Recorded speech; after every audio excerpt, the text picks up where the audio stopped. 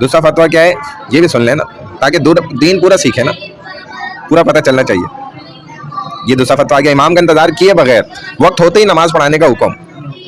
इमाम का इंतजार किए बगैर वक्त होते ही कोई नमाज पढ़ा दे तो क्या नमाज दुरुस्त है या दोहराई जाएगी? ये मसला पूछा। वैसे तो नमाज सही हो जाती है। मस्जिद में इमाम मुकर्रर होने की सूरत में नमाज पढ़ाने का हक इमाम ही का है। किसी दूसरे शख्स को इमाम की इजाज़त के बगैर नमाज नहीं पढ़ाना चाहिए।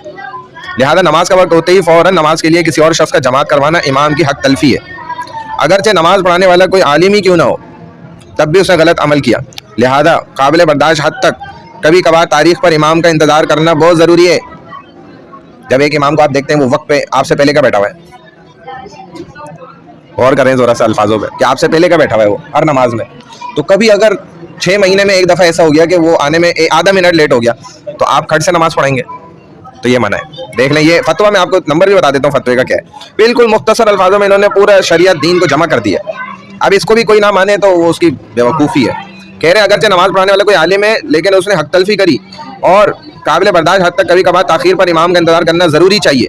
फ़ौरन किसी को नमाज के लिए आगे करवाना मुनासिब अमल ही नहीं है, और इमाम को भी कोशिश ये करनी चाहिए कि वो वक्त का एहतमाम करे, और जबकि ये उसी इमाम की बात हो रही है कि जो वक्त का एहतमाम कर रहा है, ताकि मुक्तदियों को भी परेशानी ना रहे, मस्जिद भी इंतशार से महफूज है। बाकी इमाम मस्जिद के अलावा नमाज पढ़ाने वाले की किरत अगर दुरुस्त थी तो उसकी पढ़ाई हुई नमाज दुरुस्त हो जाएगी, उसको लौटाने की ज़रूरत नहीं होगी, लेकिन ये अमल गलत है।